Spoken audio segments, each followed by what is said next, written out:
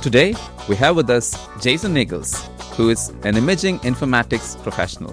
If you have a system and I have a system and we make a connection, maybe it's an Ethernet or a point-to-point connection, I can throw you data packets. Interesting. But there's no guarantee that you're going to be able to make sense of that. In the mind of the radiologist, all we think about is that, there's one wire from here to here and a second wire from here to here, and then thinks, why aren't they coming? Because I have heard that many times, is like, why can't you just plug it into our system? It's just like one wire.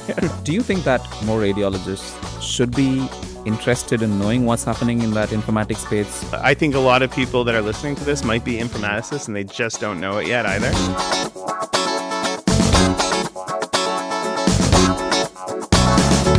Jason, it's a pleasure to have you here. It's an honor to be here. Thank you for having me. All right, first things first. I'll ask you the most obvious question, which I'm pretty sure every single one of our viewers are having right about now. What is an imaging informatics professional? What do they do? Yeah, a great question. I think a lot of people that are listening to this might be informaticists and they just don't know it yet either. So they don't know that they're informaticists, okay? The idea of an informaticist and within imaging is it's a spectrum of many different skills that you're going to have. There is technical details that are required to understand how components fit together. It's understanding standards. It's understanding the workflow. It's understanding the impact ultimately to the end user. And being able to, there's a lot of soft skills that go along with this to be able to communicate this effectively. So my work as an imaging informaticist, I tend to be very much focused on standards, interoperability, and education, trying to convey and I think one of the challenges that we see across a lot of industries, and it's happening within imaging, is there's a lot of strong talent that's retiring with the baby boomers leaving, and we have a lot of young up and comer smart people that are coming in, but it's when this niche knowledge of imaging informatics and all of the details around patient identity, standards compliance, and the list goes on when we talk about interoperability. How do we get that? How do we digest that effectively? Interesting. So when you talk about standards, what exactly are you talking about in this context? Yeah. And so we were just saying, when standards work well, we don't notice them. We came in today and we had a number of standards that shaped our lives without us thinking about it. You typed on your keyboard on your phone. There's a QWERTY keyboard. That's a standardized keyboard. Okay. Yes. There's, right now we're using a standard. We're using English. And so because we have an agreed upon standard, I can deliver a message. You can understand it effectively. And your role as a radiologist, you may not, you've heard the word DICOM, you've heard the word HL7.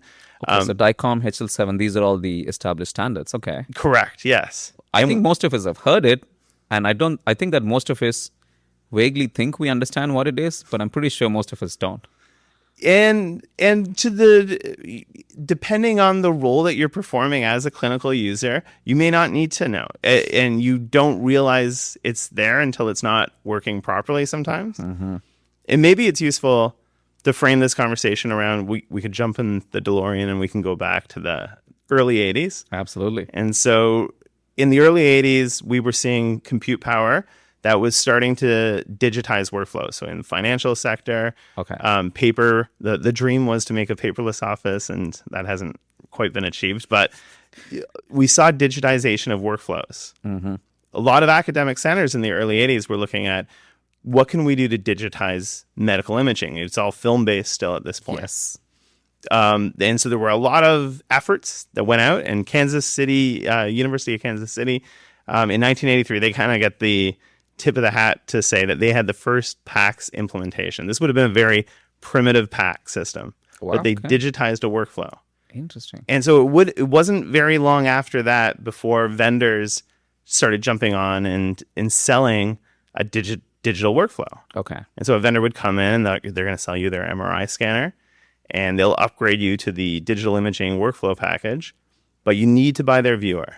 You need to buy their storage equipment. Okay. And then across the hallway, maybe there's a CT vendor, and they're going to sell you their similar package, their viewer, their storage device. But there's no compatibility between those two systems. Interesting. Within interoperability, HIMSS a couple of years ago had defined there's levels of interoperability. So there's foundational interoperability, where if you have a system and I have a system and we make a connection, maybe it's an Ethernet or a point-to-point connection, I can throw you data packets. And so now we have foundational interoperability. I can send something to you. Interesting. But there's no guarantee that you're going to be able to make sense of that. Those are just data packets. And the next level up from that is structural. And that's where we start looking at, okay, I can send you the data packets. How can I make this meaningful? And that's where DICOM and HL7 come in with defined rules of how the structure should be laid out.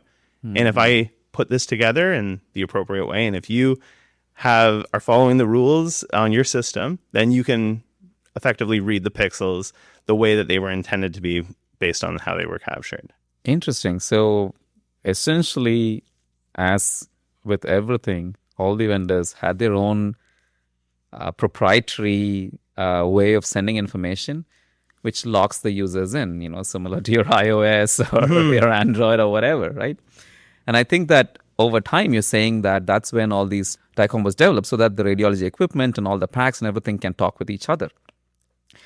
I think the other issue might have also been that, let's say that you go with a vendor, you have 10 years worth of imaging, and then you want to get a new scanner. Mm-hmm. Now, you can't just go to a different new scanner because all this data is going to be lost now, right? So you're kind of stuck with them forever. So was DICOM born out of all this need? And if DICOM was born out of all these needs, how did the vendors say yes? Mm-hmm. These are great questions. And our friends in digital pathology, they are experiencing this now. They're kind of where radiology was in the 90s, so to speak. Okay.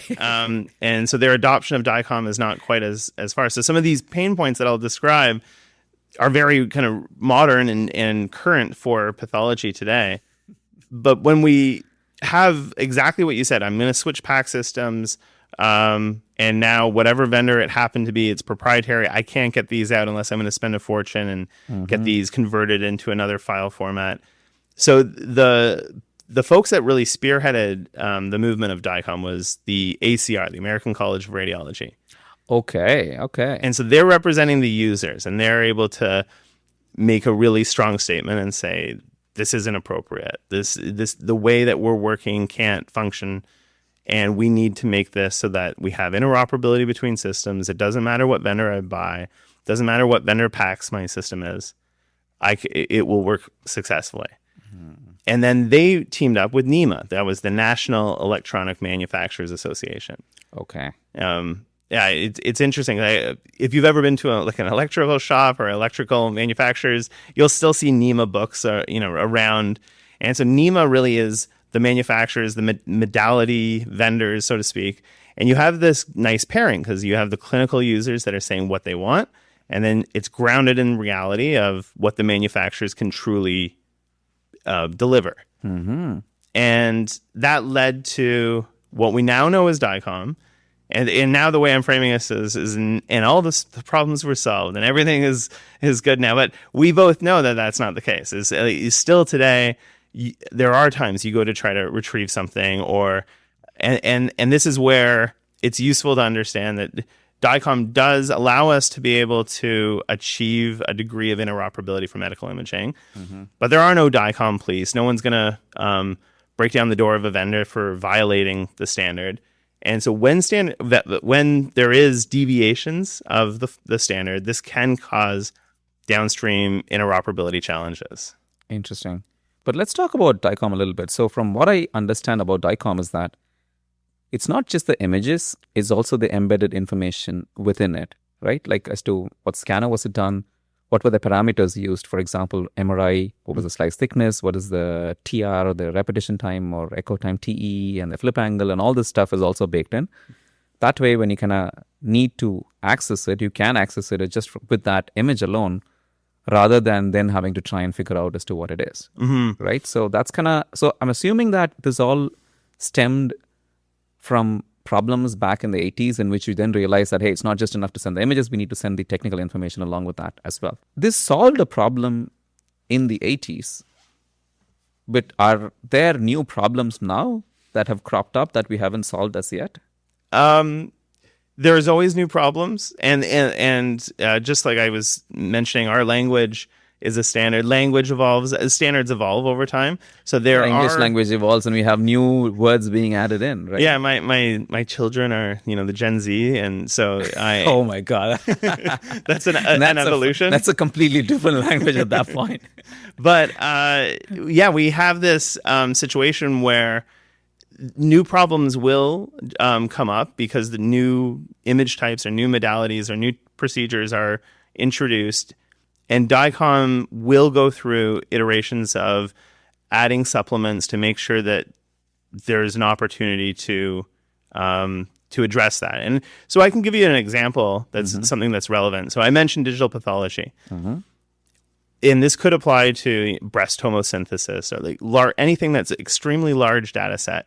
It can be hard to access that in a timely way based on legacy compression mechanisms. So based on the way within DICOM, we call it the DICOM transfer syntax.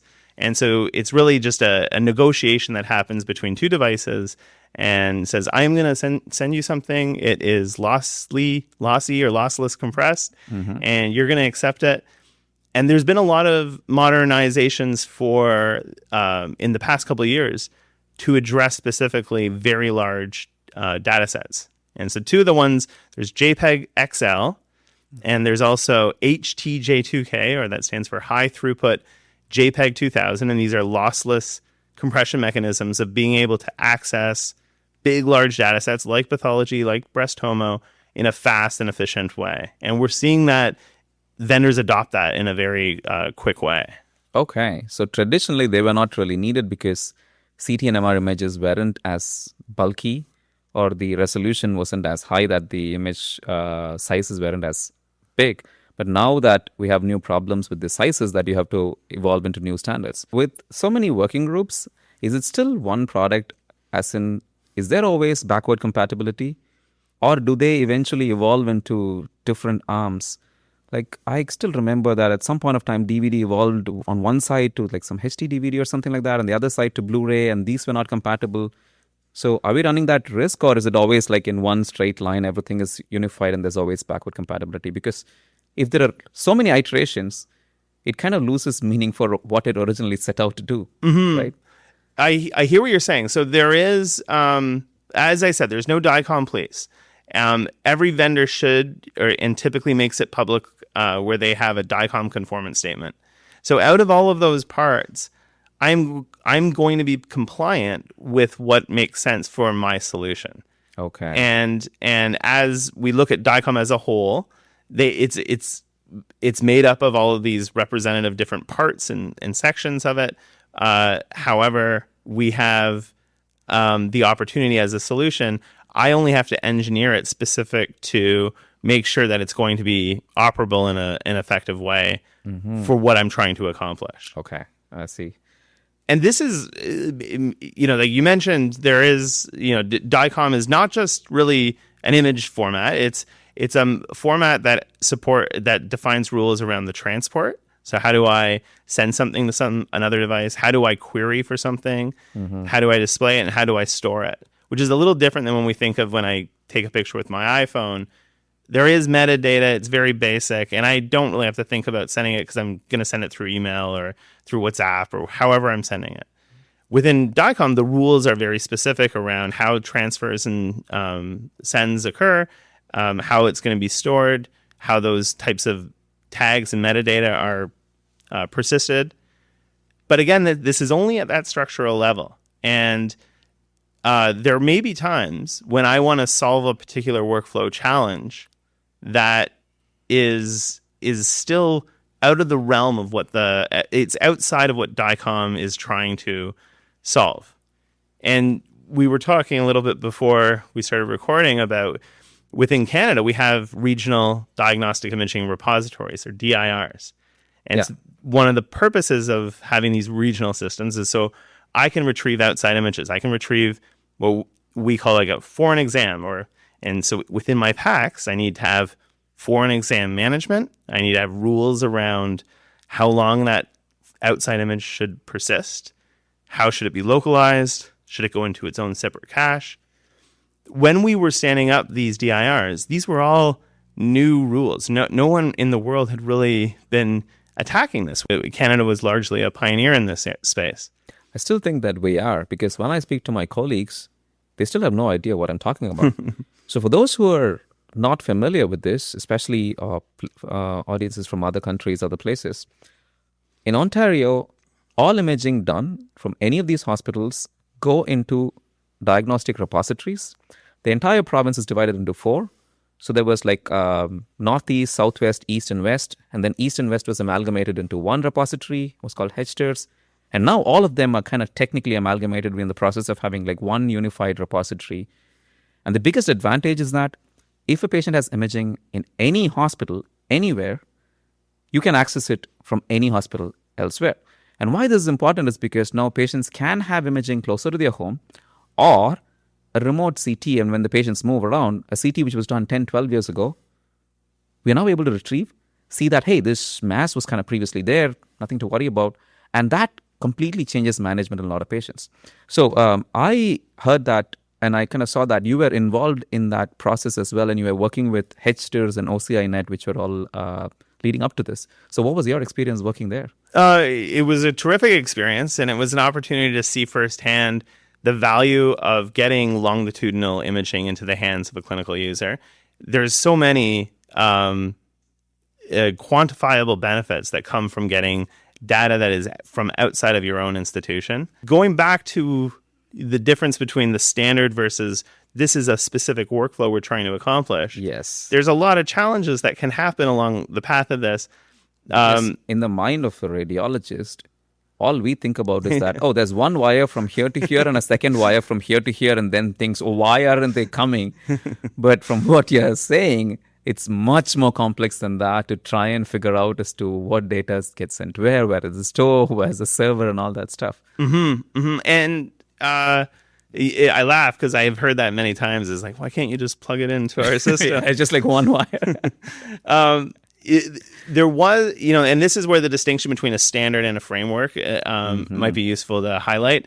In Hamilton, Dr. David Koff had, this back around 2014-15, he had really led an effort to help promote an IHE profile that's integrating the healthcare enterprise profile. So IHE is a framework of standards.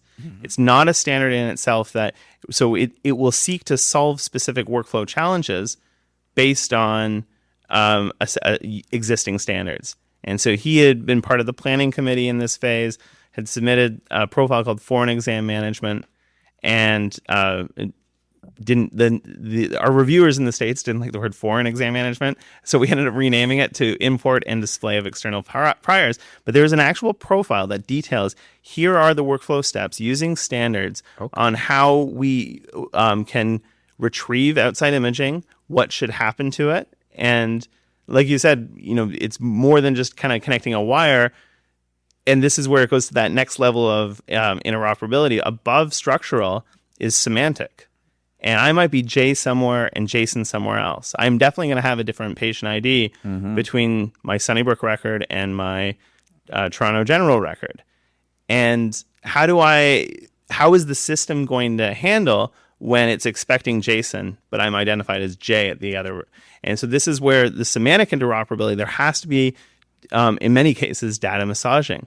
And when you start massaging the data to make sure that it's compliant with the recipient system, you have to really make sure that things are done properly, or you can have things go into an orphan state, or it arrived, but it's not showing on your work list because there's no patient jacket named J in this folder. Okay, interesting. Because even though the healthcare number may match, the systems should still accept that these two are the same thing. So how do you kind of reconcile for all of that? And different systems will handle it differently. And this is where it goes beyond a standard. The standard defines where I'm going to put certain values within tags. So my name, my patient ID, and so on. But once I have it inbound and I made sure that I'm persisting all those values, I can create my own local logic, business logic. And I can be very strict with my adherence to the standard. or I can be very lax. And different vendors have different approaches. But if I go down that very strict approach, where if you've violated something that is not within the way that I identify how DICOM should work, I'm either going to reject it or I'll put it to an exception list. Now your PACSman has to reconcile these records together. Has to be manually done then. And so then oh, wow, that's so interesting, because either you end up with all of this having to be manually verified, or you run the risk that a small number of errors may occur, which you have to kind of undo anyways. And how do you kind of balance all of that? That's interesting. The other aspect I wanted to touch on, especially when you brought up the patient identity issue, in which patients can be referred by different things, is a recent paper which was published in Radiology, for which we had the opportunity to publish an editorial.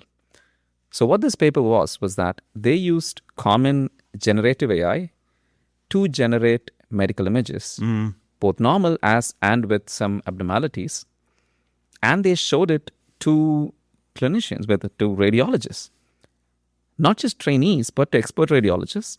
I think that initially it was kind of hidden it wasn't even informed that they could be generative AI. And I think that only a small fraction could be identified by the radiologist. And even after telling it, we were not able to identify all the ones correctly. So the editorial we published, if anybody wants to read, we called it Democratization of Deceit. It is not an issue within hospitals, because you have the imaging and it just comes there. Especially with these foreign management, then it becomes like foreign image management, then it becomes potentially a problem, because that DICOM wasn't, unhackable or anything like that. You could always go and edit stuff, but how are you going to get the images in the first place? So you couldn't really generate images. But now if everybody can generate images and then say that, hey, this was done there, this is what I have in a CD or whatever, and bring it in, then it becomes a bit of an issue. So we were like, we have never thought about data security in this degree of detail, just because the generation of images wasn't as easier. But is that something you're working on? And we were wondering if we needed more, some degree of security similar to what they use in banks, or for example, all of this like cryptocurrencies, you can have all of this. So is there a way to improve data security? And is that something which is also comes under your auspices? Yeah, I'll touch on the security question, then I want to circle back to generative medical imaging. On the security side of things, DICOM has Part 15. It highlights a lot of details around how anonymization should work, pseudo-anonymization versus anonymization, pure anonymization. It highlights details around encryption, and so encryption in storage, encryption in transit. And so there are a lot of rules around security, but again, there's no one forcing a vendor to go down that path. And it's like the field of dreams. If you build it, they will come. It doesn't always work out that way, and vendors will often not build something until the customer is asking for it. And so often I will see there are many mature security methods within DICOM that are not necessarily being used or exploited by all of the PACS vendors. And largely that's because we're not asking for it as customers all the time. So there are security items that are addressed in Part 15. The other area that I think is just worth mentioning around the generative medical imaging, I was having a conversation with Dr. Woojin Kim. And we were talking about, so Dr. Judy Gachoya from Emory and her team, they had done a paper, this is probably 21 or 22, and they stripped out all the metadata from the imaging, took out BMI and everything, and the model could still, to a very high degree of accuracy, identify the race of the patient. And so you can imagine there's an opportunity for perpetuating racial bias without realizing you are. But it's also remarkable because how is it doing that? It's seeing something that a radiologist can't see. I would imagine you could look at x-rays all day long and you will never identify what the race of the patient is. Absolutely. But somehow it's identifying that. Are those subtleties being captured when we're creating this generative AI? What are we missing out on when we do create generative images? I think they serve a purpose and they're useful in the nature of being able to maybe validate and have a test environment or a training program. But there is a lot of caution if that's what we're using to train other models on, because we lack the availability of real data. So we're going to generate our own data, and I think there's a lot of nuances that can get missed through that process. Now we also have all this like looming arrival of AI, and it's already there, but we still have a lot more AI left to come. How does what you do fit in all of this? Yeah, I think the role of AI in improving interoperability is a little TBD, but there are real things that are happening and tangible efforts that are being made. And I think back with our levels of interoperability, foundational, structural, and semantic. Semantic is a tricky one, and typically what I had mentioned before, when you're retrieving something from a regional repository and data massaging has to happen, maybe it's going to change the name or the patient's name or the procedure name. There's typically hard mapping rules that are deterministic. Yes. They say, oh, you're calling it a chest. I see thorax on this list. I'll call it a thorax. There is a big opportunity for AI to help improve some of that area. There was a paper that, and so this is way before AlexNet. This is back, I forget what year this would have been. Actually, it would have been a little after AlexNet. But this is before the big boom that we were seeing within AI. And Ben Fine had a few students from the Vector Institute that he was working with. And I helped a little bit on this paper. I think the paper is called Sharing is Caring. Okay. And it was looking at that group took all of the procedure names, procedure codes, and procedure descriptions from across all 4 of the DIRs. Okay. And then ran a model that would try to find associations in an automated way, so that the model would be able to identify that chest is thorax, or maybe CHST, improperly spelled, is actually thorax as well. Interesting. And so we actually had whatever year this was, we had a Canada Health Infoway Enterprise Imaging webinar, and we had people from all over Canada that were dialed in, and they were sharing their own local codes and local descriptions into the chat. And we did a live demo, and it was impressive, the degree of accuracy that could be found. And so there's a lot of areas where I think AI up until now, or up until recent years, has largely been focused on computer vision. Yes. And I think there's a lot of the plumbing aspects that can help improve. When we think about semantic interoperability, that can have a tremendous impact on hanging protocols and improving your display protocols. Interesting. Okay. And so I think there's a big opportunity in the plumbing aspects of making that AI can help with on that front with improving interoperability. Yeah, I guess like earlier it was all deterministic, and then you had NLP, which was kind of yes and no, but now I think AI is much better than that. But speaking of AI specifically in the semantic aspect, so we kind of use AI for protocoling. It's great. We use it for reporting, for structuring reports and stuff. And we had Dr. Bayana speak about that. And if you guys want to hear, visit that link. But it's been great in a lot of these ones. But I still find that when you kind of split it down into letter level, it's not great. For example, if you ask an AI, tell me the 2 days of the week which have a Y in them, it'll only give you 2. It doesn't understand letters. So today morning I was playing a crossword puzzle, and I asked it, hey, it was like the clue was not interested. It was a 4-letter word. I asked it to give a 4-letter answer for that. And it gave me 1 3-letter and 1 6-letter answer for that. It still doesn't understand the concept of letters individually. And I think for semantic, especially for names and stuff like that, the letters are probably important as well, right? So I think that, how do you kind of reconcile that, in which in some cases it's actually good and in some others it's kind of really, really bad? Yeah, what you said reminds me of how many R's are there in the word strawberry? And yeah, exactly. and it sounds so confident. It sounds like some vendors I know, confident but wrong. But this is a challenge. Like, all these LLMs are just prediction matching machines that have we've crunched the human language into a microchip, and now it's impressive how well it gets the answer right many times. Yep. I read a paper a few months ago about the alien nature of how, when it does get something wrong, it is so fundamentally wrong from how a human gets things wrong. Yes. If you give me a trigonometry question and I get it wrong, you'll understand probably why I got it wrong. Yeah. If you ask the AI and the AI model gets it wrong, it's going to be, sometimes it absolutely makes no sense.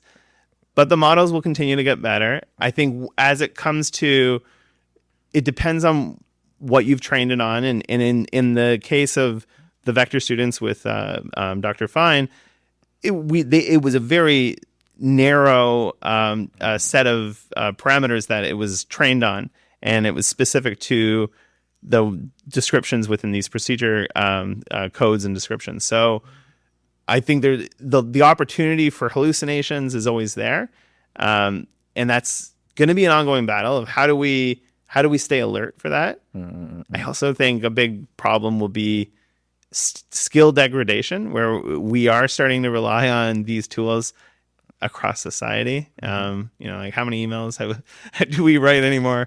But it's incredible. And so we're at the cusp of a big change of how we operate as individuals with our work in general, I think.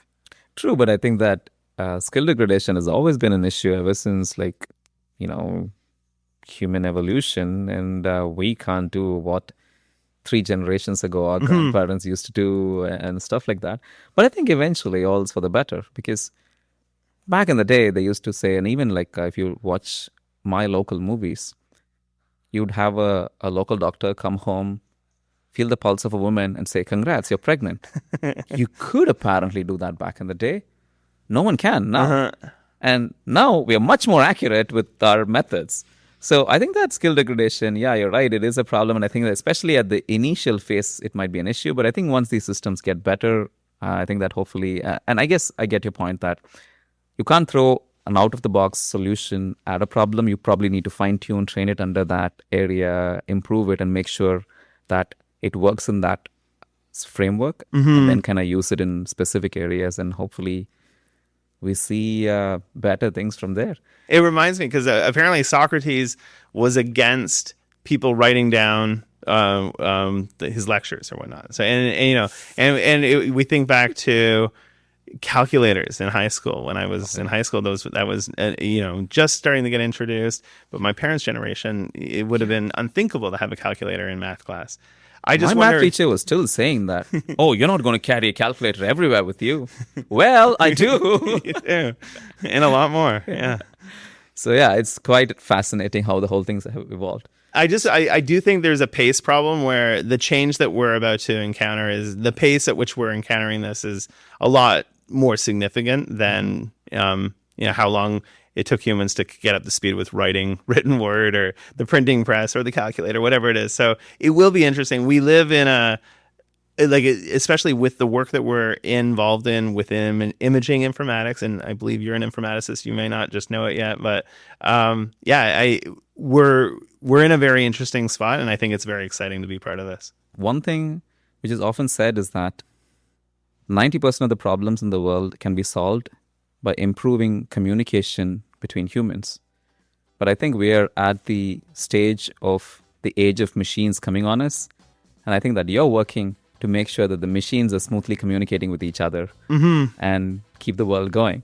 So for those who are interested to help machines communicate with each other better, to make sure that the workflow flows very well, and radiologists can do our job in peace, yeah, it's worth getting into informatics, or at least knowing how everything works so that we appreciate it much better when we do our routine day-to-day reporting. Yeah, thank you very much, Jason, for joining us today and giving us a background in how everything talks and how you keep the whole radiology world running. Thanks for having me. With you.